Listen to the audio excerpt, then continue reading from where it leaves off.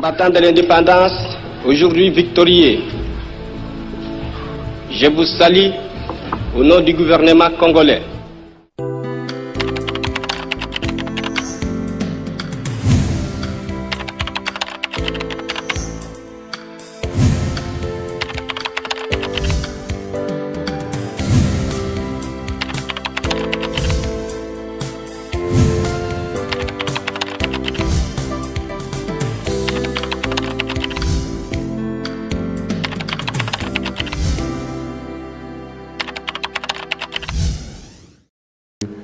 Dans les derniers jours, à perdre 3 personnes autour de lui, sa tante, notre ami Maître Tété de Remoire et le conseiller Lelo qui s'occupait du climat des affaires. Et donc c'est un peu de jours qui ont été difficiles, mais nous avons l'obligation de continuer. Je ne saurais terminer ce chapitre sans rendre hommage à quelqu'un qui était toujours avec nous ici. Je cite le DG Ernest Kabila Ilunga, qui a été inhumé hier à Lubumbashi. C'était aussi un moment de douleur, mais ainsi va la vie. La communication de ce jour va porter essentiellement sur la poursuite de l'état de siège, évidemment, et de principales actions que le gouvernement du Premier ministre Sama Lukonde a menées pendant que nous étions dans le Nord Kivu. Vous savez que le président de la République s'est installé là-bas, comme lui-même l'avait annoncé. Et durant notre séjour dans cette partie du pays, nous avons été à Beni, nous avons été à Butembo, nous avons été à Bunia, nous sommes revenus à Goma où nous avons célébré le 61e anniversaire de l'indépendance avant de revenir à Kinshasa le 1er juillet. À chacune de ces étapes, le président de la République a eu l'occasion d'écouter, d'échanger. Et grâce à la télévision nationale, vous avez pu suivre en direct ce que le président de la République a déployé comme activité, notamment dans ces discussions franches, à bâton rompu, avec toutes les notabilités locales et toutes les populations locales qui ont eu l'occasion de lui dire comment il vivait l'état de siège et les différentes difficultés rencontrées dans sa mise en œuvre. Le président de la République a reconnu les difficultés qu'il y avait, évidemment, parce que pour nous, il est question d'être transparent et de toujours dire la vérité au peuple. Il a reconnu des difficultés, notamment dans l'armée. Nous avons reçu beaucoup de réclamations pour ce qui concerne l'administration de la justice dans les zones sous état de siège. Et à toutes ces questions, le président de la République, dès son retour à Kinshasa, avec le Premier ministre, ont travaillé à donner des réponses. C'est ainsi que le 4 juillet dernier, le 4 juillet 2021 dernier, le président de la République a créé le programme de désarmement, démobilisation, relèvement communautaire et stabilisation, PDDRCS, parce que vous avez, comme nous le disions depuis les débuts de cet état de siège, la pression militaire, la ferme détermination exprimée par le gouvernement autour du président de la République et de nos FARDC de mettre fin à la situation d'insécurité constitue un moment de pression pour nos compatriotes qui sont dans les groupes armés.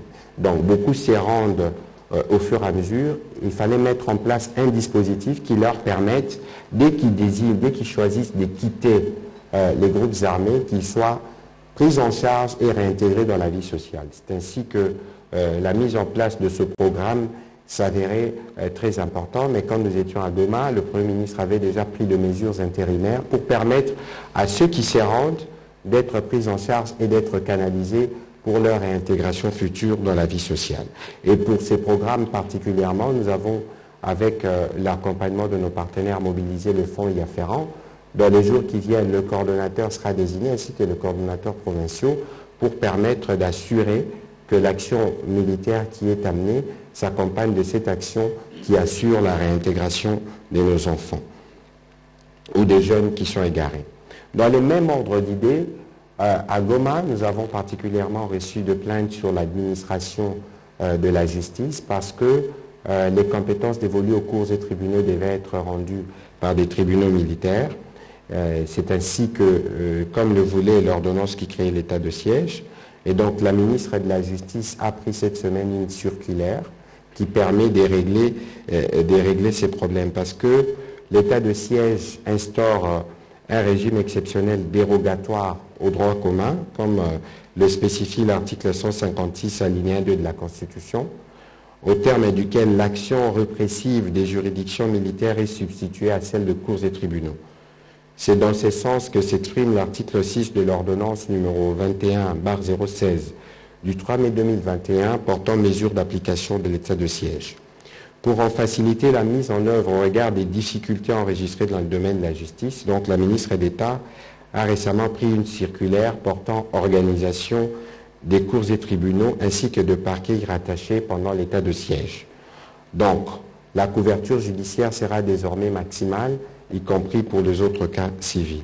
Dans les mêmes ordres d'idées, depuis que nous sommes revenus, parce que le président de la République, que ce soit à Goma, que ce soit à Béni, que ce soit à Bunia, a eu des réunions de sécurité. Et durant toutes ces réunions de sécurité, il y a eu des besoins qui ont été exprimés en termes d'accompagnement. Tout a été mis en œuvre pour que, aujourd'hui, nos forces, que ce soit dans le Nord Kivu ou dans l'Ituri, redoublent de puissance pour qu'ils soient en mesure de mener les opérations qui vont permettre le retour de la paix. Parce que vous savez que dans ce qui se passe, nous disons que c'est une guerre asymétrique. Vous avez d'ailleurs remarqué que maintenant à Béni, c'est du terrorisme pur, tel que nous le voyons à l'étranger. Et pour vaincre le terrorisme, cela nécessite d'autres moyens en dehors de l'action militaire qui est engagée. C'est pour ça que de manière régulière, nous sensibilisons les communautés locales à accompagner l'action des forces armées et des services des renseignements, parce que la sécurité, c'est une affaire de tous. Je vous ferai l'économie de certains détails, mais vous savez que les opérations se poursuivent et presque chaque jour, nous enregistrons des redditions, nous récupérons des armes. Ça veut dire que si nous continuons avec cette pression et cette détermination, nous pourrons dire que dans les jours qui viennent, nous aurons sensiblement obtenu des redditions qui prouvera que la stratégie de l'état de siège, finalement, pourra nous aider à mettre un terme à cette situation qui perdure depuis plus de 25 ans. Alors, pendant que nous étions à Goma avec le président de la République pour suivre de près cette situation sécuritaire qui est une question prioritaire, vous savez que dans le programme du gouvernement du Premier ministre Sama Lukonde, qui a été adopté au Parlement, ceci repose sur 3 piliers. Un État fort, donc avec toutes ces questions liées à la sécurité, un État prospère, qui est toutes les questions liées à l'économie, et un État solidaire. Et dans l'État solidaire, nous parlons, le programme du président de la République parle du peuple d'abord, et c'est dans cette logique que le ministre de l'économie et le gouvernement ont travaillé de manière assidue. Vous avez, et sûrement que vous avez déjà remarqué, qu'il y a diminution de coût des billets pour aller à l'intérieur du pays. Bientôt, ce sera formalisé et les discussions dans ce sens sont en cours. Donc, il est important qu'aujourd'hui, les gens notent que la détermination du gouvernement est d'améliorer le pouvoir d'achat du Congolais. Nous allons y arriver. Et donc, pour ce qui concerne la révision des prix des surgelés importés et des services aériens, le ministre de l'économie conduit les travaux sous le leadership du Premier ministre, l'objectif étant de nettoyer les structures des prix et tarifs pour assurer un respect scrupuleux de la réglementation en vigueur et parvenir au juste prix. Ces travaux sont menés en concertation avec la FEC, qui est une organisation partenaire. Ils ont abouti à l'identification d'une série d'éléments non incorporables devant être retirés des structures de prix en vertu de la réglementation en vigueur. Donc, quoi qu'il en soit, les prix vont baisser. Aussi, le gouvernement a accordé aux différents opérateurs, tant du secteur aérien que de produits surgelés, une série de facilités et des allègements divers s'inscrivant dans les cadres de l'amélioration du climat des affaires dans leurs domaines respectifs. À ces jours, des avancées ont été enregistrées et comme je le disais, le principe de la baisse de prix est acquis.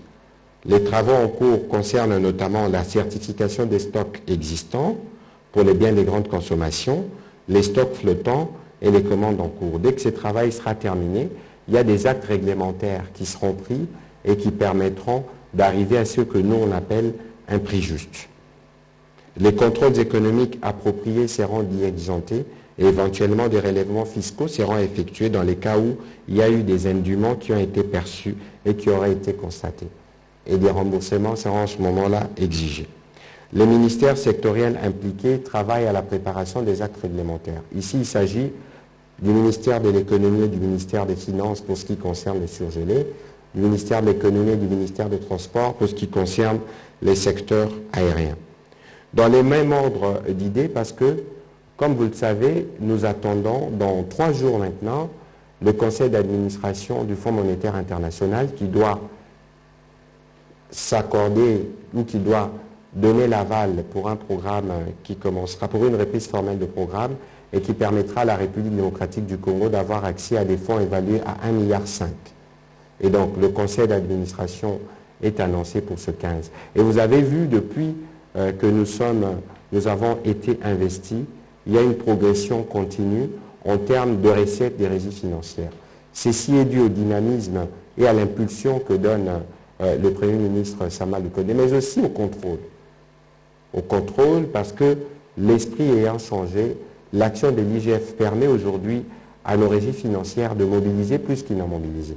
Ce n'est pas assez parce qu'il faut répondre à des besoins sociaux qui n'ont pas trouvé des réponses depuis des décennies, mais ici encore une fois, il y a une volonté politique claire de faire au maximum en interne pour mobiliser les moyens qui nous permettent de commencer à régler nos problèmes. Et vous savez que le président de la République a fait de la diversification de l'économie une question prioritaire. Parce qu'au-delà du fait que nous devons faire la sécurité, au-delà du fait que nous devons travailler à reprendre le programme avec nos partenaires, mais il faut des réformes économiques. Et la diversification de l'économie apparaît comme être la réponse dans un pays qui est resté très dépendant du secteur extractif, particulièrement du secteur minier. Au dernier Conseil des ministres, nous avons adopté ces plans, le plan directeur d'industrialisation. Donc c'est un instrument qui permet aujourd'hui à la République démocratique du Congo de disposer des éléments qui traduisent la vision du président de la République. Nous importons, chaque année nous dépensons à peu près 2,5 milliards en importation de produits agroalimentaires. Et aujourd'hui, si nous réussissons à mettre en œuvre ce plan, et nous allons y arriver, nous pourrons sensiblement baisser notre indépendance en importation. Ici, c'est principalement l'agroalimentaire parce que c'est ça pour lequel les Congolais dépensent les plus. Et donc, vous voyez que malgré le fait que nous soyons pris à faire la sécurité, les questions économiques sont prises à bras-le-corps. Et même dans ces mêmes esprits, vous avez suivi aussi au dernier Conseil, la ministre de l'Environnement, vice-premier ministre, ministre de l'Environnement a parlé de l'introduction de la taxe carbone.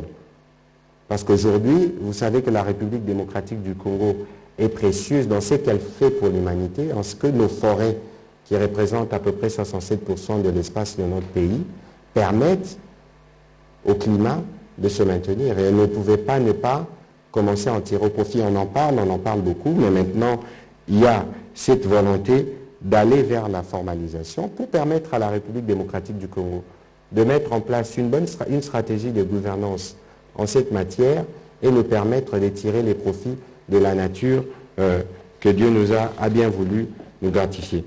Je vous épargne de tous ces éléments. Peut-être qu'on reviendra sur le compte rendu du Conseil qui vous permettra d'avoir des éléments. Mais ici, il faut noter que rien ne sera laissé au hasard pour ce qui concerne l'amélioration des conditions de vie de la population. Parce que vous savez que nous sommes à une période qui précède, c'est le début des vacances, même si le calendrier scolaire a été perturbé. Il faut préparer la rentrée scolaire qui arrive. Nous y travaillons. Il faut régler les problèmes de médecins. Nous avons commencé, il y a des menaces de grève, mais je crois que les collègues de la santé, du budget et de la fonction publique sont à l'œuvre. Les autres efforts sont faits, et je vais terminer par là avant d'ouvrir la série des questions. C'est en ce qui concerne la situation de la pandémie à Covid-19. Comme vous l'avez remarqué, à chaque Conseil de ministres, nous commençons par parler de la situation sécuritaire. Il y a un briefing du ministre de l'Intérieur, du ministre de la Défense, mais aussi du ministre de la Santé. Parce qu'aujourd'hui, il est important pour la République démocratique du Congo de marquer deux pas. sur cette question. Et vous avez noté qu'il y a une diminution progressive des cas de contamination. Et ici, l'action du gouvernement est simple, la volonté est toute simple. C'est de permettre aux Congolais d'avoir accès aux vaccins, à une variété de vaccins pour leur permettre de faire le choix. Et donc voilà, plus ou moins, dit les mots introductifs à cette rencontre qui va nous permettre de survoler un peu ce qu'a été l'action du gouvernement, mais aussi quelques questions d'actualité, il y en a eu plusieurs. Mais ici, il faut avoir à l'esprit que pour nous, les gouvernements, les priorités sont telles que il y a très peu de temps à consacrer à la polémique. Je crois que nous sommes là, ça fait à peu près 70 jours, mais les gens doivent comprendre la philosophie. Ça va prendre un peu de temps, mais pour nous, comme gouvernement, nous voulons nous atteler à l'essentiel. C'est pourquoi les Congolais ont donné le pouvoir au président de la République et c'est pourquoi les députés nous ont donné, comme jamais auparavant, cette légitimité d'action en approuvant à 410 le programme du gouvernement. Et donc, nous sommes pris dans ces urgences. C'est pour ça que très souvent, vous ne nous entendrez pas sur des questions que nous considérons comme étant des questions de polémique politicienne. Le temps est venu pour nous d'effectivement travailler à construire et à reconstruire notre pays.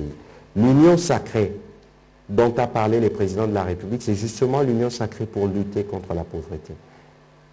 Le gouvernement ne compte pas d'une manière ou d'une autre appuyer une quelconque ou soutenir une quelconque initiative qui va dans le sens de perturber cette union sacrée, parce que c'est cette union qui va nous permettre de régler les problèmes de la population. Voilà, c'était les mots introductifs. Alors, on va commencer cette série de questions avec Mimi Ngumba.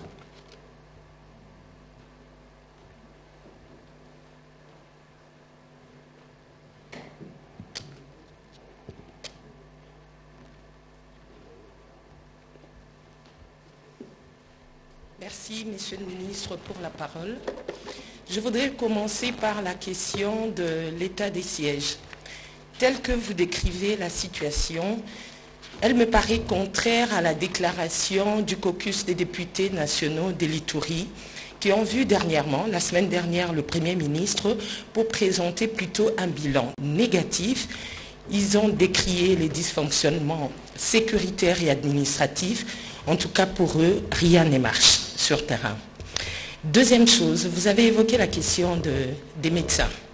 C'est vrai, il y a une commission mixte qui a été mise en place hier, mais entre-temps, aujourd'hui, c'est lundi, la grève a quand même commencé dans certains hôpitaux parce que les médecins accusent le gouvernement du non-respect de ses engagements. Troisième petite question, vous allez peut-être la considérer comme sujet à polémique, c'est autour de la congolité, la proposition de loi de l'honorable Ntsingui Pouloulou. Alors, la question est déjà au niveau de l'Assemblée nationale. Entre-temps, il y a la MONUSCO qui a réagi, il y a l'Église catholique qui a donné sa voix, il y a les camps Katumbi qui a réagi et d'autres Congolais, acteurs sociaux comme politiques. Que pense le gouvernement à ces sujets? Merci. Merci, madame. Je crois que sur cette question, il faut bien qu'on fasse très attention. D'abord, vous-même, je ne sais pas si j'en ai le droit, mais vous-même, vous devez aussi faire attention lorsque vous utilisez les mots congolité. C'est dangereux. Et dans cette polémique, fort malheureusement, j'observe que nous tous, dans un sens comme dans un autre, nous jouons avec le feu.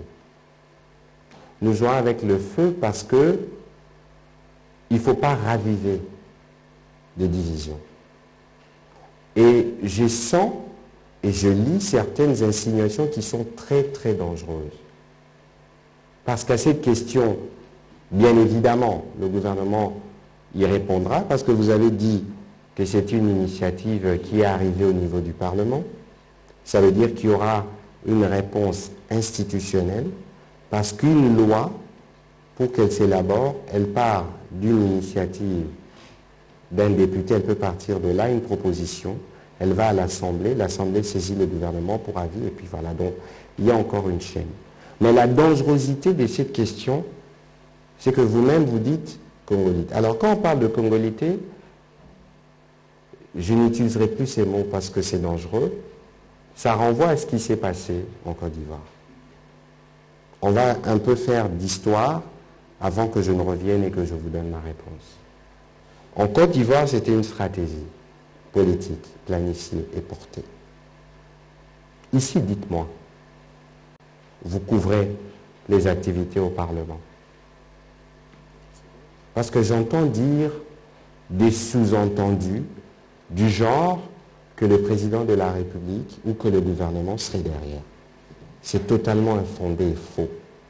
Parce que le président de la République lui-même, devant les sénateurs, il a dit, je le répète, que où est-ce que, je ne voudrais même pas utiliser l'expression en vogue parce que je le nourrirai. Qu'est-ce qu'ils ont fait pour le pays, pour que le pays soit à ces niveaux? Et donc c'est une polémique de bas étage, une véritable distraction entretenue de mauvaise foi. J'ai entendu dire aussi, et toujours en parlant de cette question, on m'a dit, ah mais le président de la République avait arrêté la question de la loi Minakou et tout ce que j'ai entendu. Mais il faut savoir analyser les faits tels qu'ils ont été. Que ce soit au sujet de la loi Minakou, que ce soit au sujet de la question de Ressoir Malonda, la question faisait le débat au sein des institutions. Au sein des institutions, je dis bien. Le débat ou la question que vous soulevez, est-ce qu'il a lieu au sein des institutions? Non. Bon, maintenant qu'un député qui utilise son pouvoir de parlementaire pour porter une proposition de loi, bien que controversée, fort malheureusement, en démocratie, on nous impose la tolérance. Ça veut dire qu'il y a lieu, autant on peut ne pas être d'accord avec le fond de la démarche, mais la démocratie nous l'impose. Nous sommes réunis en conseil, nous voulions une loi d'habilitation pour nous permettre, notamment tous les 15 jours, de proroger l'état de siège. Les députés ont dit non. Nous nous sommes inclinés. Ça veut dire qu'ici, nous sommes dans un contexte où la démocratie se consolide. Lorsque la démocratie se consolide, les gens prennent de liberté. Moi, on m'a demandé de dire l'avis du gouvernement sur la question de l'homosexualité. Vous voyez, madame, donc il faut faire très attention. Nous, dans le cadre de notre gouvernement, l'idée pour le Premier ministre Sama et pour le Président, c'est de travailler dans l'apaisement, dans la transcendance. On amène tout le monde dans un cadre où nous regardons nos priorités en face, nous regardons nos urgences, elles sont sécuritaires, elles sont sociales, elles sont liées même à la survie de la République. Et donc, pour nous, comme gouvernement, il est hors des questions d'alimenter des questions de cette nature. Et il est aussi, malheureusement, de notre devoir à tous d'accepter ce que la démocratie peut nous imposer quelquefois. Et donc, je crois que sur cette question, il faut que cela soit bien clair. Donc, madame, si vous pouvez suivre mon conseil, n'utilisez plus cette expression-là. Elle est dangereuse et elle est de nature à nous diviser davantage. Voilà. Autre question, madame Mimi, vous dites l'existence de l'État en Ituri. Mais vous savez, madame, parce que le président de la République l'a dit à Goma, on nous juge très durement. Nous l'assumons, parce que nous sommes le gouvernement. Mais la situation sécuritaire est aussi complexe du fait de l'inexistence de l'État depuis une vingtaine, une trentaine d'années. Donc aujourd'hui, il ne faut pas considérer l'état de siège qui vient comme une thérapie de choc, comme étant la solution à tous les problèmes liés à l'existence de l'État dans cette partie du territoire. Je vous donne l'exemple parce que vous parlez de l'Ituri. L'état de siège a été décrété, y compris à la demande de notabilité de là-bas. Parce qu'il fallait trouver un mécanisme qui permette d'arrêter l'hémorragie. Alors, lorsque les gens viennent dire que la situation s'empire, dans quel angle ils se trouvent? dans quel angle il se trouve? Parce que lorsqu'il y a une pression militaire accrue sur les terroristes, qui opèrent de manière inattendue, qui ne sont pas sur un front en face de nos forces armées, qui se dissimulent dans la population, lorsque les terroristes sont pressés, ils subissent la pression militaire, mais ils s'en prennent à la population. Malheureusement, c'est des représailles. C'est pour ça que c'est de la barbarie, c'est du terrorisme. Ils s'en prennent à la population. Lorsqu'ils s'en prennent à la population, parce que c'est des terroristes, il faut une large publicité de ces massacres qu'ils commettent pour que les gens aient l'impression que l'action des forces armées n'a pas contribué. Et c'est dangereux de dire, de tenir des discours de cette nature. C'est méconnaître les détails opérationnels. Je vous donne un exemple, parce que ce qui est complexe aussi en Ituri, c'est la situation humanitaire. J'y étais. Nous y étions avec le président de la République. Bogachabi, des localités qui ont été attaquées par les ADF. Aujourd'hui, j'ai discuté encore avec le général Lubé avant de monter sur ces plateaux. Aujourd'hui, l'armée y a repris, s'y est installée, la sécurité est rétablie, mais les populations qui étaient là-bas ont quitté et ne veulent pas rentrer chez eux là-bas. Mais comment vous faites? Là où ils sont dans des sites. Ça veut dire qu'il y a une réponse humanitaire qui suivra. Donc, mais aujourd'hui, que les gens disent que l'état de siège, le bilan de l'état de siège est négatif, je peux le comprendre parce que nous sommes l'État, nous devons assumer, mais il faut regarder la question dans sa globalité, dans sa complexité. Ça fait combien d'années que ça dure?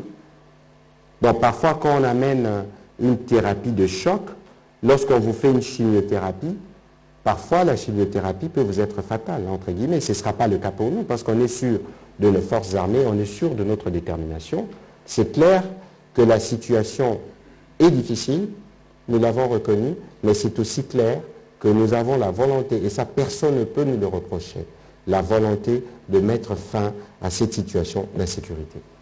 Au sujet de la question des médecins, la question est prise en compte au niveau du gouvernement. Et je crois qu'à chaque conseil de ministres, on en parle. Mais il faut comprendre que nous sommes dans un terrain social où le dialogue doit être permanent. Ce qui est bien ici, c'est que nous, comme gouvernement, nous avons une oreille attentive à toutes ces revendications. Et donc, même si les médecins, comme vous le dites, encore que moi, j'ai regardé, j'ai discuté avec mon collègue de la santé, je sais que les questions vont évoluer.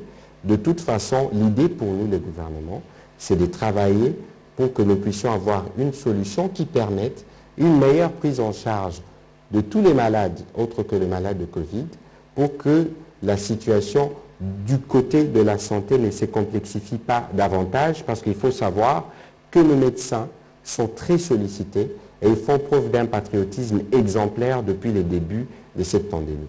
Et donc ici, c'est pour ça que pour nous, la diversification de l'économie, les réformes économiques sont essentielles pour nous permettre d'assurer la couverture universelle dans les secteurs de la santé, parce que vous savez que la santé coûte cher, et une très bonne prise en charge de nos médecins. Prochaine question. Élisée Odia.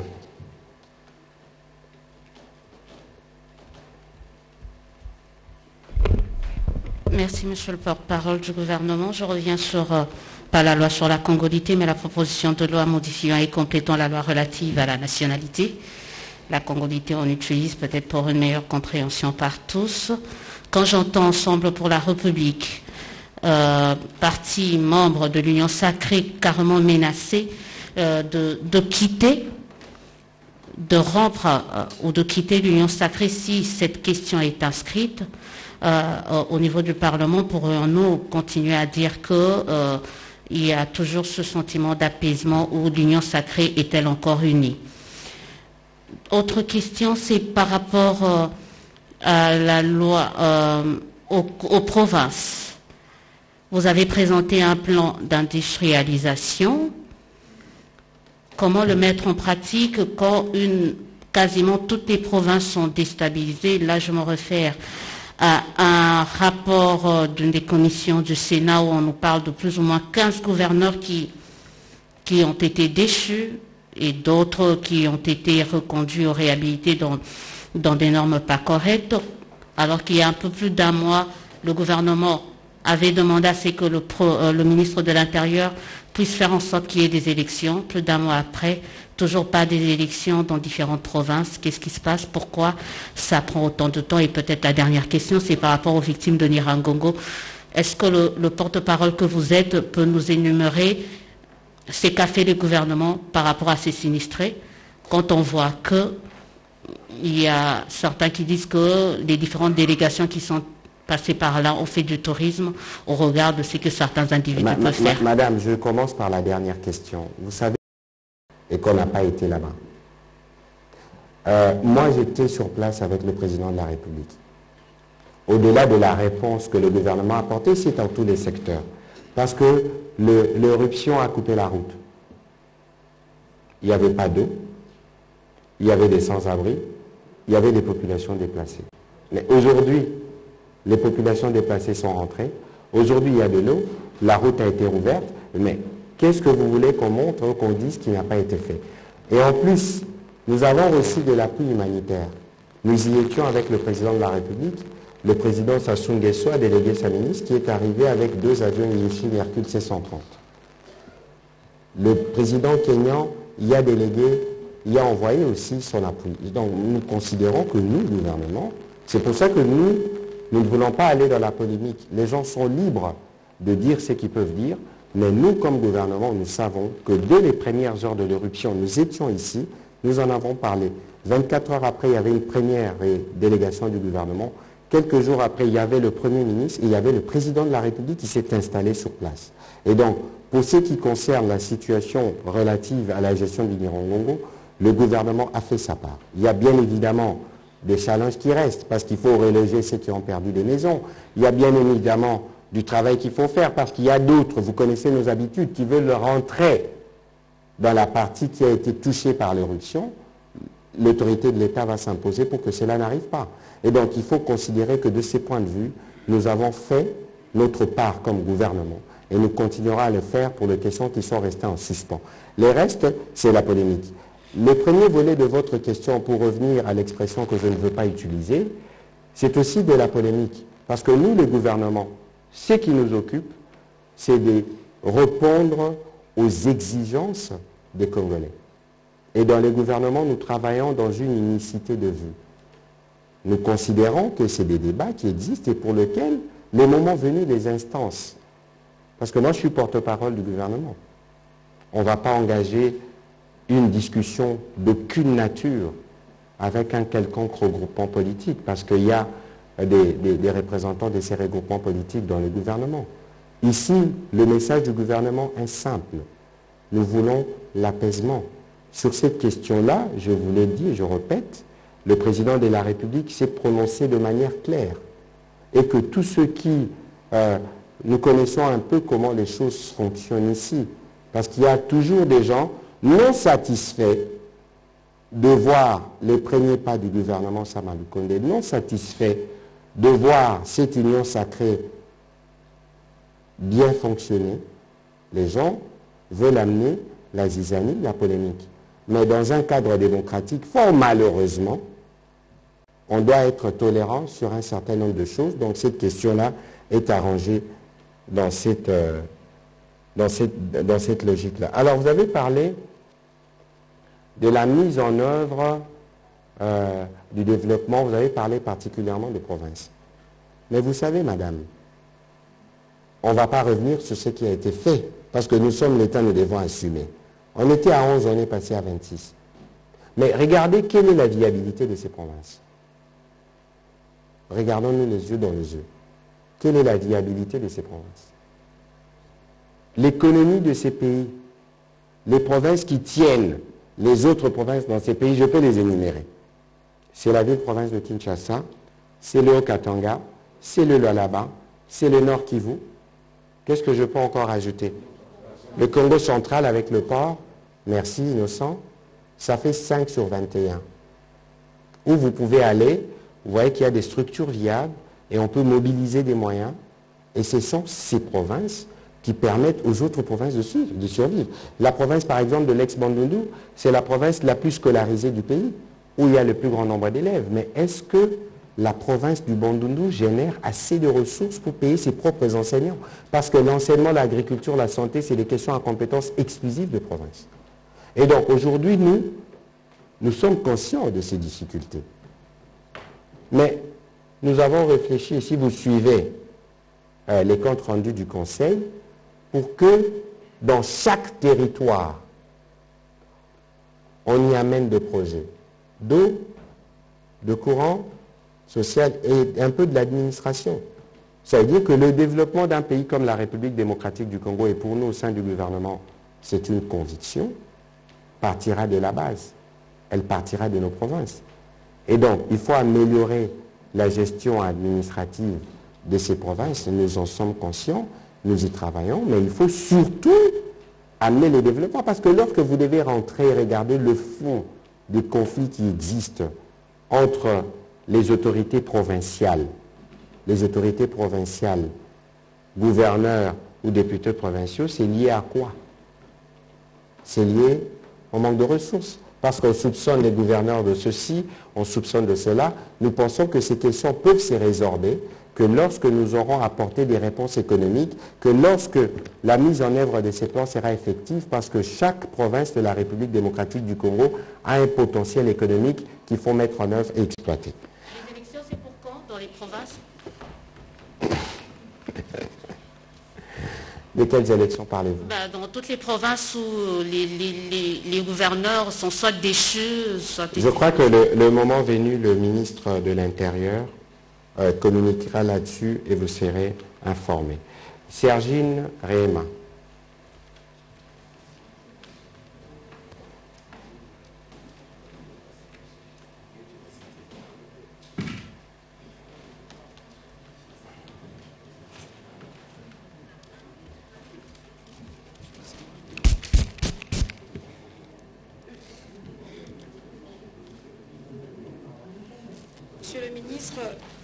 Monsieur le ministre, vous avez tantôt parlé, vous avez dit que le gouvernement ne laissera rien au hasard en ce qui concerne l'amélioration des conditions sociales de la population congolaise.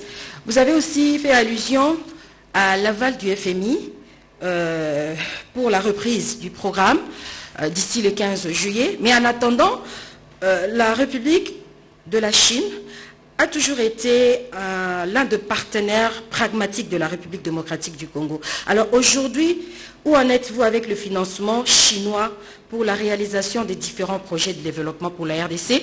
Et aussi une deuxième question, excusez-moi, monsieur le ministre. Nous avons suivi le chef de l'État depuis Goma.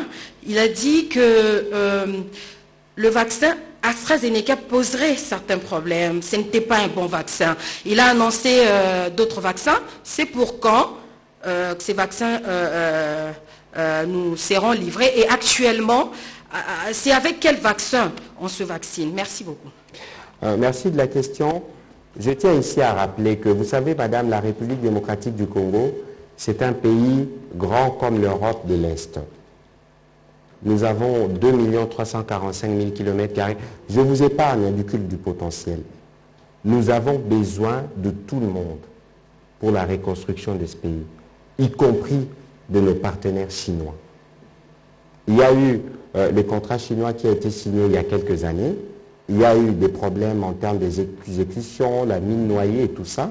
Mais ça a concerné 6 communes, une composante. Mais ici, je réitère le fait que le gouvernement congolais veut travailler, continuer de travailler avec nos partenaires chinois. Cela doit être bien clair. Il ne faut pas qu'il y ait d'ambiguïté ou de doute sur cette nécessité. Vous voyez le président de la République prendre son bâton de pèlerin, aller partout où il peut trouver des partenaires qui peuvent venir commercer avec nous et qui ne connaissent pas l'expérience chinoise. Et je crois d'ailleurs que sûrement dans les prochains mois, il y aura peut-être des mouvements dans ce sens qui va aller au sens de consolider nos rapports, y compris économiques, avec la Chine. Alors, sur la question du vaccin, malheureusement, je crois qu'ici, on est un peu mal habitué. Je m'explique. Nous, on aime la transparence. On aime discuter en toute sincérité. Je crois que le président de la République, en répondant à cette question, sa faute ou son tort, c'est d'avoir été sincère, d'avoir donné son ressenti, comme d'ailleurs beaucoup d'autres chefs d'État dans le monde l'ont fait. Il y a eu des doutes sur l'AstraZeneca, un des doutes qui n'est pas parti de chez nous, qui est parti de l'étranger, où il y a des laboratoires bien spécifiés, où il y a eu des pays qui ont dit non, pas ceci, pas cela. Il y a eu un moment, ce doute-là, mais aujourd'hui, le doute a été levé. Et l'action du président de la République, peut-être que les gens n'ont pas fait attention aujourd'hui, c'est de permettre aux Congolais d'avoir un éventail de vaccins qui vous permettent, lorsque aussi vous avez des appréhensions sur tel, parce que la question du vaccin aujourd'hui, les débats en France, on veut obliger tous les personnels travaillant à l'hôpital de se faire vacciner. Ça veut dire qu'il y a des personnes qui sont commis aux soins des autres qui ne veulent pas, parce que c'est un choix personnel, ce n'est pas une imposition. On dit, Madame Gino, vous devez vous faire vacciner. Et donc, parce qu'il y a eu des appréhensions autour d'un vaccin, le gouvernement travaille. Je crois que dans ces trimestres, nous aurons la possibilité d'avoir Pfizer, Johnson & Johnson. On parlait de Chine tout à l'heure, nous aurons le vaccin Sinovac, qui est des fabrications chinoises, et tous les restes. Je crois que je veux m'organiser avec mon collègue de la santé pour que nous puissions avoir un briefing spécifique sur cette question de Covid et des vaccins, pour que tout le monde comprenne qu'aujourd'hui la République démocratique du Congo pense que la vaccination est un point fort de sa stratégie des ripostes contre la Covid-19 et ses variants. La vaccination ne va pas vous empêcher d'être contaminé, mais tout au moins la vaccination vous permettra de vous prémunir de formes dangereuses de virus. Et donc pour nous, c'est une stratégie, c'est pour ça qu'à chaque conseil de ministres, nous faisons le point de la situation, nous localisons et le gouvernement met en place, prend de contact dans le cadre de l'initiative COVAX qui existe, qui permet aux pays les plus grands producteurs de vaccins au monde d'en donner, mais aussi dans le cadre du bilatéral, je crois que c'est le cas avec la Chine, que nous essayons d'explorer des possibilités d'avoir accès à des vaccins pour protéger nos populations contre cette maladie. Prochaine question, Tite Lyongi.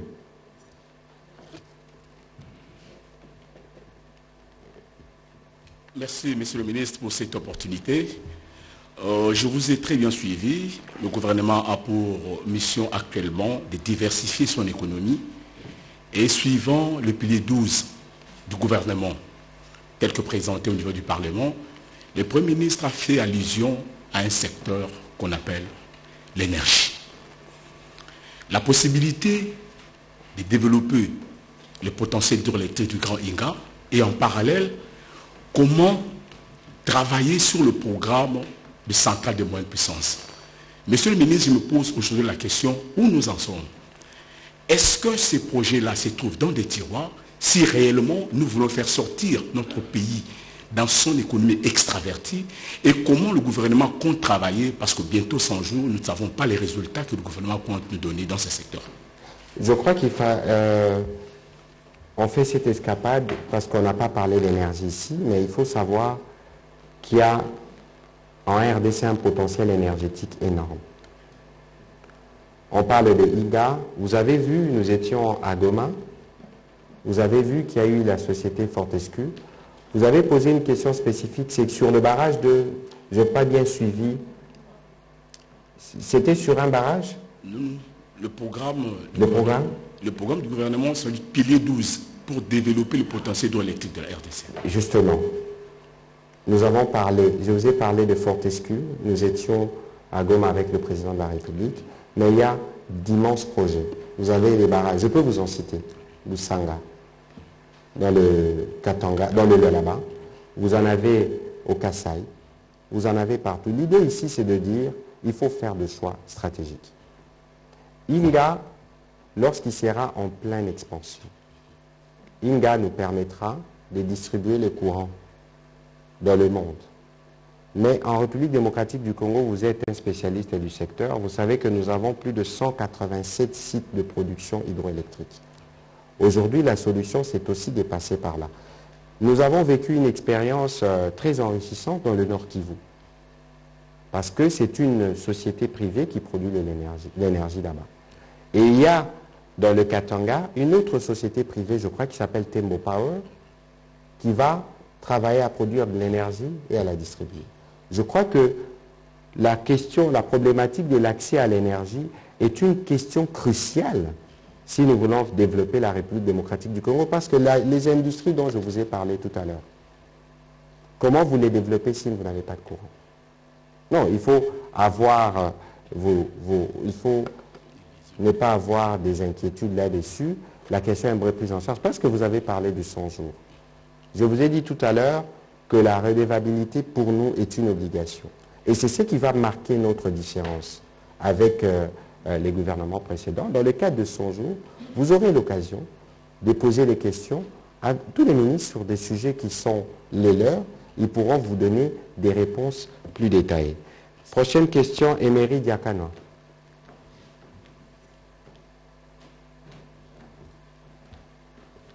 Merci, Monsieur le ministre, l'opportunité que vous me donnez de pouvoir poser ma question. Vous êtes revenu sur la question de l'économie en République démocratique du Congo. J'ai pu entendre que la priorité du gouvernement de la République est celle de pouvoir satisfaire aux besoins du peuple congolais. Nous savons tous que la République démocratique du Congo a des grands gisements miniers et l'essentiel de son économie est tenu par les mines. Aujourd'hui, les organisations de la société civile dénoncent le fait que l'économie de la RDC, notamment les mines congolaises, sont à plus de 70% occupées par les étrangers, les multinationales. Et donc, les revenus devront revenir à l'État congolais. En réalité, ne reviennent pas à l'État congolais, mais plutôt à des multinationales. Aujourd'hui, ma question, c'est de savoir quelle est la priorité du gouvernement par rapport à cette question de mines congolaises qui, d'une manière ou d'une autre, sont entre les mains des étrangers. Je crois que voilà. Pour des besoins de cohérence dans notre exercice de communication, il faut qu'on reste sur le sujet principal. Mais sur la question de mines, la réponse, elle est toute simple. Le président de la République dit qu'il faut que le sol prenne la revanche sur le sous-sol. Il faut briser cette dépendance aux mines, c'est pour ça qu'on a parlé de ça. Alors, si vous voulez qu'on ouvre les chapitres sur les mines, on risque d'aller très loin. Parce qu'il y a des choses, des réalités que nous avons trouvées qui sont celles-là. Aujourd'hui, la vision du président de la République, c'est de s'assurer que chaque compagnie minière paye ce qui est dû à l'État. Que chaque compagnie minière, dans ce qui est produit, qu'on s'assure que les charges liées à leur responsabilité sociale se fassent.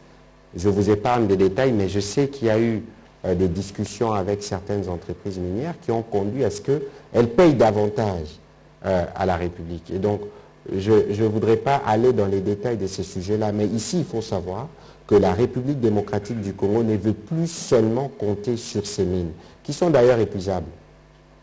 Même si nous en avons encore en stock par milliers, nous pensons qu'il est important de diversifier l'économie pour permettre à ces pays de vivre pleinement de son potentiel.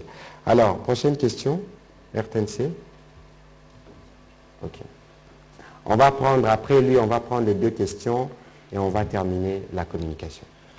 Merci, Excellence. Comme on dit, les problèmes politiques sont les problèmes de tout le monde. Les problèmes de tout le monde sont des problèmes politiques. On a vu, lors de la descente du président de la République, notamment avec quelques membres du gouvernement, dont vous, sur place, Il a reçu ses homologues, celui de l'Ouganda et du Rwanda. De quoi ont-ils parlé? Est-ce que dans leur façon, dans leur démarche intellectuelle, ils ont eu une fois à penser à mettre fin à cette situation qui se décide dans la partie est de la République? Parce que c'est très important, parce qu'on a comme l'impression que vous avez un grand programme du gouvernement. Le peuple attend que vous passiez à la réalisation de tous ces objectifs, mais il se fait qu'il y a une épine dans les pieds du gouvernement avec cette situation à l'Est. Et puis, vous êtes porte-parole du gouvernement. Ce n'est plus un secret comme c'était hier. On a brisé l'omerta, la loi du silence. Le président parlait de la magouille, de la mafia, au sein même de l'armée. Il a mis, comme on dit, les doigts dans la plaie. Quelle est la photographie de nos armées sur place? On a parlé de 21 000. Puis par après, on a dit c'est 11. Et pour cela, le gouvernement a engagé beaucoup d'argent. Il y a eu l'opération Retour.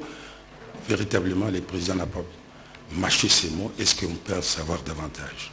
D'accord. Merci pour la question. Je crois que le président de la République, dans ses différents exercices transparents, pour le moins, parce que ça s'est passé en direct, donc ça vous permettait de voir que ce n'était pas des réponses qui étaient téléphonées. Le président de la République a été clair. Quand il est arrivé aux responsabilités, il a hérité des situations. Parce que la guerre à l'Est, les conflits armés et toutes les difficultés que nous rencontrons aujourd'hui, ce sont des difficultés qui sont antérieures à son élection à la tête de la République démocratique du Congo. Et donc, lorsque nous faisons le diagnostic, nous notons notamment qu'au niveau de l'armée, il y avait cette crise. Mais qui vous en parle en premier? C'est le président de la République lui-même. Ce n'est pas un rapport qui est venu de l'étranger pour dire ceci. C'est vous dire d'abord, premièrement, que nous voulons bâtir sur la vérité. Bâtir sur la vérité signifie reconnaître nos faiblesses. Et la bonne chose ici, c'est que lorsqu'on reconnaît les faiblesses, on les corrige. Vous avez suivi dans un de mes comptes rendus le ministre de la Défense dire qu'il y a des actions qui vont se poursuivre parce qu'il y en avait déjà. Vous savez par exemple que notre armée ne pouvait pas avoir une collaboration, une coopération avec l'armée américaine. Nous avons renoué depuis l'année dernière. Mais pourquoi avions-nous renoué? Mais parce que justement, il y a des efforts qui ont été faits, notamment dans le cadre du respect des droits humains, dans le cadre de toutes ces questions des gestions et des fonctionnements au sein de l'armée. Et ici, il ne faut pas oublier que ce soit l'armée, que ce soit les journalistes, tous les corps sociaux dans ces pays qui s'appellent la République démocratique du Congo sont touchés par la crise. Et que la crise fort malheureusement fait développer certains réflexes qui ne devraient pas l'être. Et donc aujourd'hui, il faut considérer qu'il y a eu des situations par le passé qui sont arrêtées, qui sont stoppées, et que nous allons maintenant travailler à renforcer notre armée, parce que nos militaires, c'est parmi, si pas les plus patriotes, les hommes les plus patriotes que nous avons dans ce pays, parce qu'ils travaillent dans des conditions difficiles, ils laissent famille et enfants, ne sachant pas quand est-ce qu'ils vont rentrer, retrouver leur quiétude au sein de leur famille, pendant que nous, on travaille. Et donc il faut, à mon avis, à chaque fois que l'on aborde cette question de militaires, qu'on tienne compte du sacrifice qu'ils consentent pour la survie de notre nation. L'autre volet de votre question, en ce qui concerne le Rwanda, l'Ouganda, la guerre à l'Est. Vous savez, je l'ai dit tout à l'heure, que la situation de la République démocratique du Congo concerne tous les 9 voisins que nous avons. Et qu'aujourd'hui, il est établi qu'en dehors de groupes armés de nationaux qui sont connus, il y a des groupes armés étrangers. Les FDR, c'est des Rwandais. Les ADF, c'est des Ougandais. Même s'ils prennent des supplétifs dans des communautés congolaises. Mais c'est des Ougandais. Et qu'aujourd'hui, que ce soit le Rwanda ou l'Ouganda, ce sont des pays qui resteront voisins à la République démocratique du Congo à jamais. On ne va jamais déplacer le Rwanda ni l'Ouganda. Et le président de la République est animé d'un sentiment simple, et c'est cela qui guide aussi l'action du gouvernement. C'est qu'il faut construire des ponts et qu'il ne faut pas construire de barrières. Nous sommes conscients que nous avons un passé douloureux. Nous sommes conscients que nous avons des plaies qui sont béantes avec ces pays voisins, mais nous sommes surtout conscients qu'on ne peut penser l'avenir qu'ensemble pour nos populations et pour nos communautés. Mais c'est pour ça que nous sommes partis avec le président de la République en Ouganda, où il a eu des échanges avec le président Museveni. C'est pour ça que nous sommes revenus en RDC avec le président Museveni pour lancer les travaux de construction, et le président de la République a dit ces jours-là que c'est une idée qui a été mûrie avec le président ougandais. Ça veut dire que nos sorts sont liés. Et vous savez que la route qui partira de Kasindi à la frontière ougandaise jusqu'à Goma, passant par Rutshuru, Bunagana et tout ça, 223 km si je m'abuse, c'est la route qui permet à la douane ici, la DGDA, c'est la route qui génère le plus de revenus. La troisième source de revenus, si je ne m'abuse, de la DGDA, c'est à Kasindi, là-bas à Beni, là où il y a l'insécurité. Donc, amener la route, amener l'infrastructure, amener l'économie, c'est amener plus de sécurité. C'est aussi un moyen d'arriver vers la paix. Et donc, aujourd'hui, la volonté du président de la République, c'est d'avoir des relations normales avec ces pays voisins. C'est dans cet ordre aussi que le 25, le président de la République s'est rendu à Rubavu pour aller constater, parce que dans ce qui se passe avec le Rwanda, avec l'éruption, la nature nous a rappelé qu'on était liés. Parce que les séismes qui ont eu lieu de manière répétitive à RDC ont cassé des routes à Rubavu au Rwanda. Et donc, ne fût-ce que pour la gestion des conséquences éventuelles d'une éruption, que ce soit limnique pour le lac, que ce soit volcanique pour le Nyiragongo, les deux pays sont concernés. Et donc, le président de la République s'est rendu à Rubavu. Vous avez vu les images. Le président Kagame lui a fait la visite des sites qui ont été touchés par les séismes et qui ont eu lieu en RDC. Et le jour suivant, le 26, ils sont venus à Goma pour la signature, y compris des accords. Parce que peut-être que beaucoup ne le savent pas. Avant le Covid, est-ce que les gens savent que la frontière Rwanda-RDC, c'est la frontière la plus fréquentée au monde après la frontière États-Unis-Mexique, avec plus de 50 000 ou de 60 000 traversées jour, s'il vous plaît.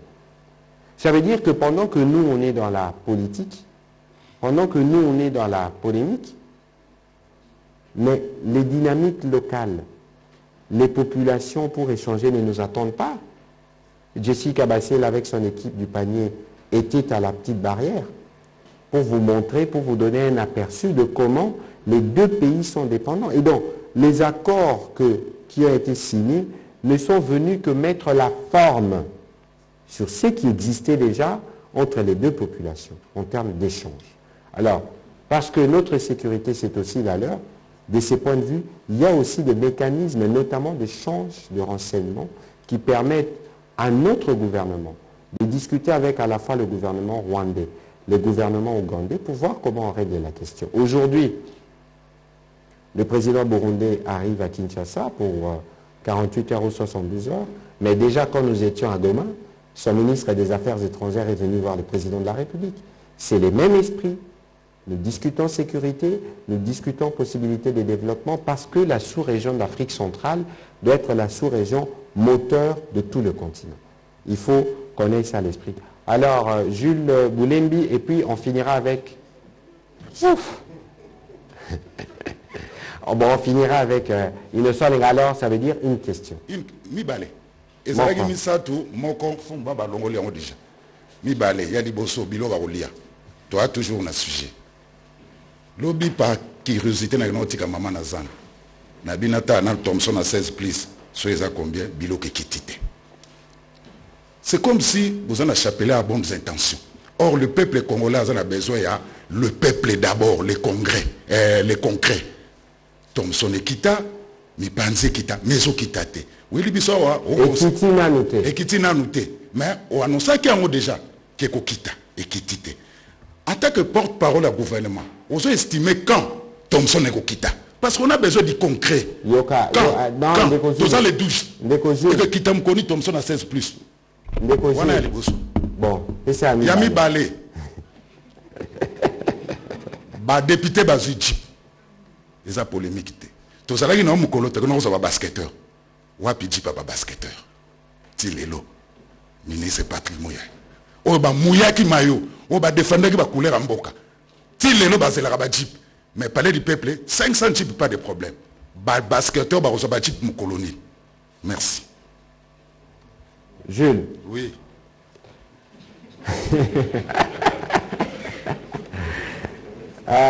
Yomoro Seki. Yaliboso Bandeko, tout se comprendre très très bien. Parce que là, on a ça qui compte rendu à conseil de ministre Wana. Na pesa ki bino ba indication au ministre de l'économie a pesa ki biso après avoir discuté na ba acteur du secteur.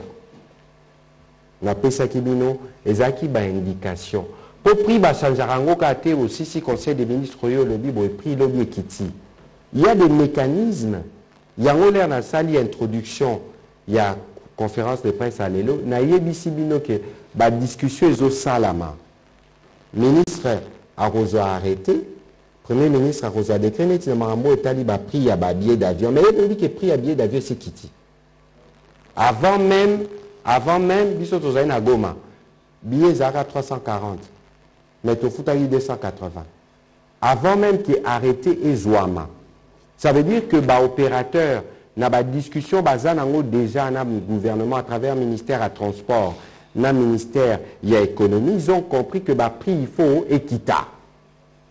Et donc les restes c'est ça bah mécanisme parce que ça makambo etali bah institution, il faut voyer bah commerçant l'air à Zorabilo on est sur qui na Namibie sur qui wapi. Les temps Thompson et Kotama et Koma, ils en a bah pratique après ça la maka. On a trouvé des éléments non incorporables. Ça veut dire qu'il a pris un piodi, n'est au sombaka, et ça y a une structure, il ne fallait pas ezala. Donc il y a un outil qui est tato matato qui est biloko et kokita. Mais est-ce qu'il y a un lobby, on a peso délai. Si on a un lobby, on a un lobby. Mais il y a une discussion en cours. Ça veut dire que le ministre de l'économie, n'a pas opérateur à surgeler. Bazo discuter. Premier ministre Yemoko Azolande la maram. Pour le dit les peuples d'abord. Les peuples d'abord, ils ne sont pas na yota. Les peuples d'abord, ils ont la place au Yeuta. Place au Yeuta, et là qui si que peuple congolais face à la possibilité de profiter à Mbokana aller à Malamu. À voyager na Kenya, nous se salama na Kenya. Mais nous sommes y a ceux qui organisation ezali. Mais à la volonté politique ezali. Négociation et bandit pour retrouver terrain d'entente tout ça là que lobby kuna biloko kokita. Bon là yo koti lisusu au lobby makamba ba député yo nanga to sala musalo aba pandisango bandakala depuis transition to bando kendo bando monaka extrait le monaka patron. Ça veut dire que moni lelo koko so mboka na biso ezali ke tozana makoki mingi te po mutu na mutu se suffire place à zali. Oza sentinelle, oza enseignant, oza sokinani, place au yo zali, place aux sala, o se suffire nango. Bon, au lobby makambu ya ba basketteur. Na rotuna. Ti lelo bazo selo. Non, na yo kite zulu. Na rotuna collègue nanga ya transport, ya sport plutôt. Ce qui dossier comme à niveau ni peut te rappeler parce que au moni ni ponanga hein dans le cadre du nouveau narratif que nous prenons parce que moni mboka na biso lelo tozo kanami mité likola politique parce que toligi politique ningi pe politique o toligi eza politique o tozo ko sangisa makanicité po mboke kende liboso politique obiso to lingeza kaka songi ya le baki boy te fo bakabwana te boy rupture non c'est pas comme ça qu'on construit les lobby tout mot tozo ça là y compris pour la chaîne nationale. Une question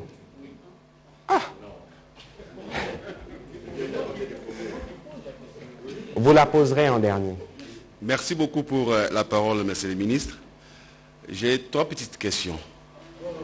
Trois petites questions seulement qui ne vont pas vous prendre beaucoup de temps. La première est liée à l'actualité ou à votre communication et deux autres petites questions n'ont rien à voir avec les sujets du jour. La première qui est liée à l'actualité, c'est par rapport à l'économie. Il est vrai qu'il n'y a pas d'État commerçant. Mais dans ces pays, à l'époque de Mobutu, on a parlé d'économie du peuple. Du temps de Laurent Désiré Kabila, on a parlé des cantines populaires.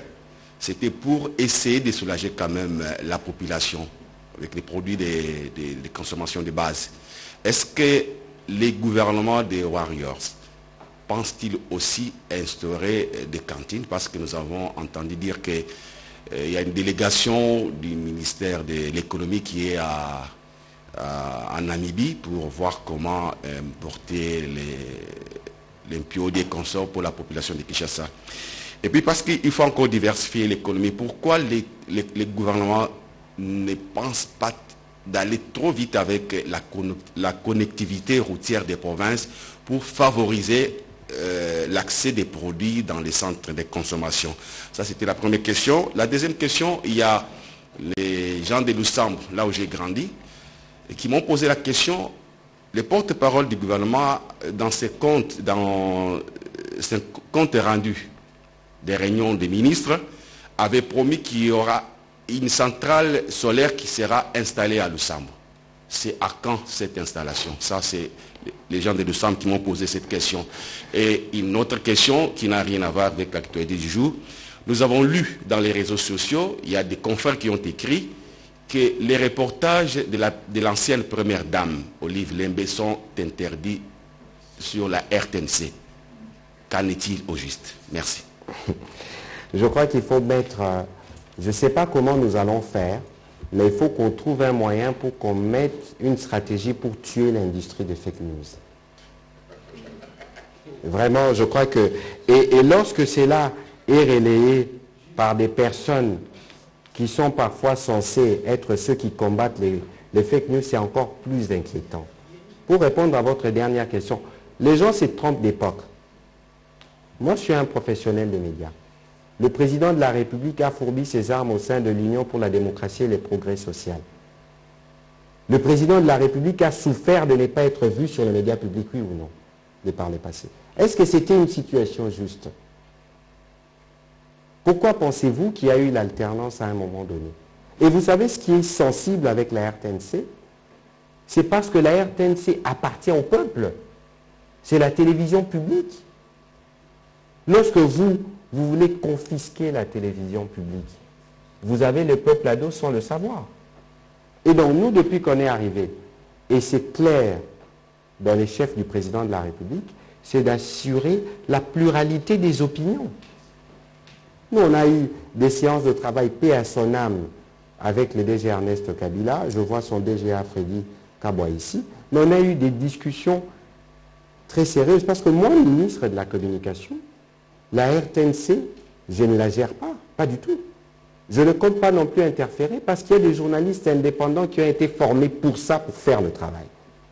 La philosophie aujourd'hui, c'est de dire il faut faire de notre média public un outil de puissance parce que j'ai observé par exemple à Béni, il n'y a pas l'information officielle. Par exemple à Bounia, il n'y a pas une télé de la RTNC. Moi, ministre, je dois m'occuper de justement comment on rend ces médias puissants et capables de couvrir le pays dans tous ces 145 territoires. Le ministre n'a pas le temps de venir dire, bon écoutez, qu'est-ce que vous avez dans le conducteur du journal? Et ce ne serait jamais moi. On se connaît dans ce métier. Et donc de toute façon, parce qu'il y a des gens qui vivent de la polémique, nous rangeons dans le cadre de la polémique et des fake news. Pour ce qui nous concerne, nous avons un plan pour la radio-télévision nationale congolaise qui a commencé. Nous avons convenu avec la direction qu'il fallait commencer par les logos parce que ça compte. Le logo viendra avec la déclinaison de la charte graphique. Je ne connais pas je ne connais pas les détails parce que j'ai donné la vision. C'est la RTNC elle-même qui se structure, qui s'organise. Alors s'il y a des gens qui ont des appréhensions de ce type, ils peuvent se rapprocher des dirigeants de la RTNC, ils auront des réponses. Mais moi, comme ministre, mon pari, c'est de faire en sorte que la télévision nationale soit un outil de puissance et de rayonnement de notre culture, de ce qui nous rassemble et de la grandeur de ce pays. Et nous allons y arriver. Alors, vous posez une question comme un député. Je vous le souhaite d'ailleurs. Vous dites centrale solaire à Lusambo. Je fais les comptes rendus. C'est des projets qui sont portés par des collègues. C'est eux qui en suivent les détails. De toute évidence, il faut vous apaiser. D'ici peu, quand nous ferons les 100 jours, il y aura des réponses sur ces questions spécifiques. Vous parlez d'accès à des produits de consommation. Les routes font partie de notre priorité. Partout. Vous avez vu, on a fait le déplacement avec le président pour faire la route à ce niveau-là. Mais il y a le projet Tchilé-Gelou. Je dois prendre un peu de Tchiluba bientôt. Tchilé-Gelou. Tchilé-Gelou, mais il y en a plusieurs autres. Parce qu'il n'y aura pas d'issue en termes de développement pour la République démocratique du Congo si nous ne créons pas des canaux d'évacuation pour les produits de première nécessité. Blaise Bokokia, vous poserez votre question la prochaine fois? Ou vous y tenez tellement? Non, venez, on termine avec vous. Parce que sinon, vous allez nous expulser ici, vous, de la télévision nationale. Non, même pas. Merci beaucoup, Excellence. Tout à l'heure, vous aviez dit que votre collègue de la santé a parlé de la baisse des cas de contamination de Covid en République démocratique du Congo. Mais vous êtes sans ignorer que les bars, les terrasses, les boîtes de nuit, elles sont fermées. On a même réduit le nombre des gens qui fréquentent les restos. Mais c'est une grande partie de la population qui est plongée dans un chômage forcé. Mais ironie du sort, on voit les sociétés brassicoles qui se promènent à Kinshasa pour vendre la boisson. Comment pouvez-vous justifier ça? Et deuxième question, à quand la réouverture des terrasses, des bars et autres? Vous avez envie de boire. C'est sûrement pour vous que les sociétés brassicoles s'organisent. Je plaide pour les familles qui sont plongées en chômage. Bon, cher Blaise, vous posez une question pertinente parce qu'évidemment les mesures contre la propagation du virus sont dures. Mais la vie n'a pas de prix. C'est nous, gouvernement, nous-mêmes qui avions dit, on a alerté sur la survenance de la 3e vague du vaccin. C'est nous qui, de manière transparente, on vous informe. C'est comme si nous-mêmes, on venait nous accuser. Aujourd'hui, la République démocratique du Congo, les ressortissants d'ici ne peuvent, par exemple, pas aller dans certains pays parce qu'on est considéré comme zone rouge. Mais parce que nous avons fait les paris de la transparence, c'est pour ça que nous le disons. Et lorsqu'il y a des avancées qui sont enregistrées du fait de mesures, il y en a 19. Je ne saurais pas toutes vous les rappeler ici, mais il y en a 19 qui ont été prises. Je me souviens que cela a été fait à partir de Bounia, où nous formalisions les mesures annoncées par le président de la République.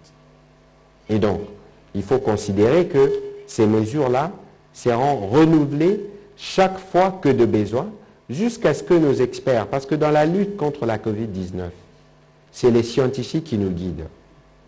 Ils vous disent, là, on a atteint le pic, là, les statistiques baissent, on regarde les taux d'occupation de lits d'hôpitaux, on regarde les capacités de nos hôpitaux, notamment en ce qui concerne les appareils qui aident à respirer, les respirateurs et tout le reste. C'est en ce moment-là que les choses se feront.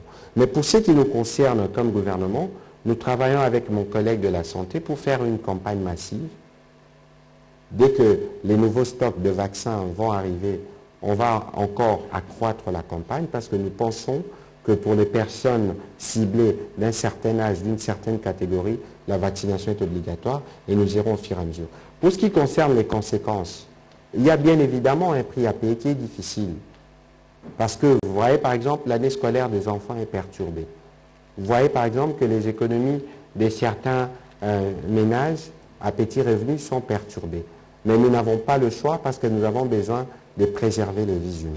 Et donc considérez que votre préoccupation a été prise en compte. Bon, ceci dit, on va terminer sur cette note, cet échange. Nous avons voulu le faire parce que pour nous, la redevabilité est une obligation. Et donc chaque fois, pour lutter contre le fake news, les sources officielles doivent être les premières à pouvoir communiquer. Pour lutter contre la manipulation, y compris politicienne, il faut avoir des sources qui donnent les bonnes informations. Pour nous, pour ce qui nous concerne, comme gouvernement, nous allons travailler à garantir l'accès à l'information publique et à toujours donner l'information officielle. Votre gouvernement est occupé, autour du Premier ministre Sama Lukonde, à régler la question sécuritaire, à régler la question économique et à faire des questions sociales. C'est une tâche laborieuse pour laquelle nous travaillons sans relâche. Et nous sommes sûrs qu'avec le soutien et l'accompagnement du peuple, nous serons en mesure de donner du résultat. Ce qui compte pour nous, ce n'est pas les montagnes que nous devons surmonter, mais c'est la volonté de commencer. Vous savez que ces pays, pendant très longtemps, on n'en a pas pris soin. On s'en est véritablement pas occupé. Mais entre-temps, le poids démographique n'a pas cessé de bondir. Mais toutes ces choses doivent être gérées par nous dans un intervalle assez réduit. Mais ceci ne nous empêchera pas, même s'il faut faire 1 mois, 2 mois, 3 mois, de vous montrer que nous sommes en mesure et que les défis sont à notre portée, nous les relèverons. Voilà, je termine par là. Je vous remercie et j'espère vous retrouver à un prochain rendez-vous. Merci.